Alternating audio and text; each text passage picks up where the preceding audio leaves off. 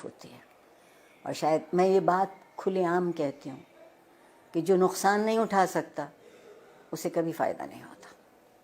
ہم نے بڑے برسوں سے، پچھلے بہت سالوں سے یہ ثابت کرنے کی کوشش کی ہے کہ ایک کاغذ کا ٹکڑا جسے آپ ڈگری کہتے ہیں وہ زیادہ اہم ہوتا ہے.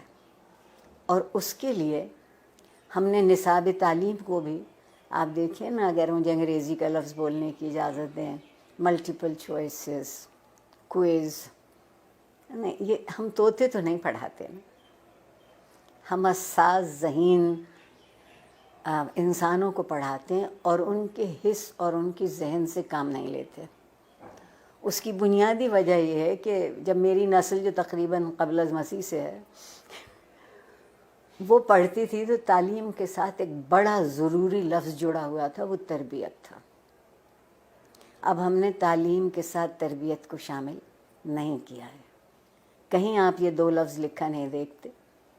پھر ایک اور کمال کیا ہمارے ہاں جنرل ضیاء الحق صاحب نے، جنہیں میں اپنا محبوب بھی کہتی ہوں، کہ انہوں نے ہم سے مکالمہ چھین لیا، سوال کرنے کی اجازت نہیں رہی. تو جو معاشرہ سوال کرنا بھول جاتا ہے وہ جواب کیسے ڈھونڈے گا؟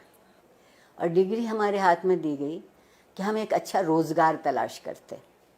میں کہتے کہتے مر جاؤں گی کہ زندگی کو روزگار چاہیے ہوتا ہے، روزگار کو زندگی نہیں چاہیے ہوتی. ہم کندھوں کا بوجھ بڑھا رہے ہیں، ہم ذہن کو وسیع نہیں کر رہے، کشادہ نہیں کر رہے. استاد کو اجازت نہیں ہے کہ جو کتاب اس کے ہاتھ میں ہے اس کے علاوہ وہ کچھ کہہ سکے کہ کہیں اور سے پڑھا ہو. ٹھیک. پھر جو آپ کے یہاں مذہب کی دخل در اندازی ہوئی، زندگی کے سارے خواب 70 حوروں سے منسوب ہو گئے. 70 حوروں سے منسوب ہو گئے. آپ کہتی ہیں کہ جستجو کی ضرورت ہے، آپ کے وزیر اعظم کہتے ہیں کہ سکون تو قبر میں ملے گا. تو جو اس سکون کی تلاش میں، وہ جستجو کیوں کرے گا؟ بیٹھے بیٹھے انتظار کرے گا. ہمارے یہاں پیمانے بدلتے ہیں، ہمارے یہاں معیار بدلتے ہیں. اور جس معاشرے میں انصاف نہیں ہوتا وقت کی مصلحت ہوتی ہے، اور جس معاشرے میں ہر کوئی ریاست کا شہری نہیں ہوتا اور اس کے حق برابر نہیں ہوتے کیونکہ اس کا رنگ یا اس کی نسل یا اس کا عقیدہ یا اس کی زبان ہم سے الگ ہے، تو آپ بتائیے وہاں لوگ ڈھنگ کی زندگی کیسے گزاریں گے؟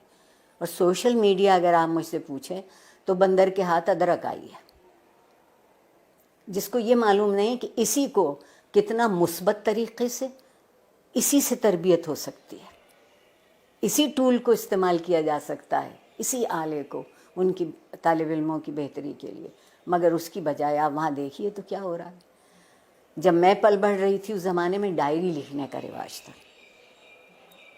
اور ڈائری اس قدر خفیہ چیز ہوتی تھی کہ جتنے اب نئے بینک اکاؤنٹ بھی نہیں تلاش کر سکتی. اب آپ کوئی بات لکھتے ہیں اور اس پہ 2-4 منٹ کوئی دوسرا کوئی تبصرہ نہیں کرتا تو آپ اداس ہو جاتے ہیں کہ میرے سٹیٹس پر ابھی تک کسی نے رائے نہیں دی. آگے بڑھنے کا اگر طریقہ ہوگا تو وہ یہ ہوگا کہ کچھ دنوں ہم سب گردن جھکا کے آئینہ دیکھنے لگے. گردن جھکا کے آئینہ دیکھیں گے تو ہماری سمجھ میں اپنا آپ آئے گا. میں اگر اپنے آپ کو پہچان لوں، مجھے معلوم ہو جائے کہ یہ میری مثبت صورتحال ہے، یہ منفی ہے، آئیے مثبت کو بڑھا لیتے ہیں، منفی کو چھوڑ دیتے ہیں.